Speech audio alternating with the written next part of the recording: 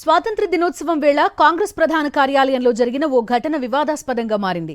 వందే మాతరం గేయాలాపన సమయంలో కాంగ్రెస్ అగ్రనేత సోనియా గాంధీ వ్యవహరించిన తీరుపై బీజేపీ విమర్శలు ఎక్కుపెట్టింది.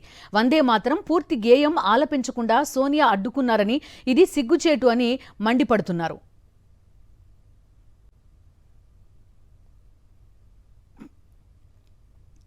ఏఐసీసీ ఆఫీసులో కాంగ్రెస్ చీఫ్ ఖర్గే జాతీయ జెండాను ఆవిష్కరించే ముందు వందే మాతరం గేయాన్ని ఆలపించారు. పూర్తిగా 6 చరణాలను ఆలపిస్తుండగా రాహుల్ గాంధీ అసౌకర్యంగా కనిపించారు.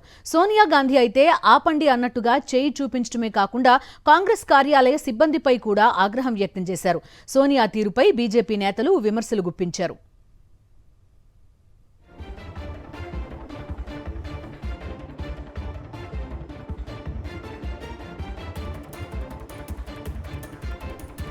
అయితే బీజేపీ ఆరోపణలను కాంగ్రెస్ ఖండించింది. మల్లికార్జున ఖర్గేకు కుర్చీ తెప్పించేందుకు సోనియా ప్రయత్నించారంటూ వివరణ ఇచ్చే ప్రయత్నం చేశారు జైరాం రమేష్.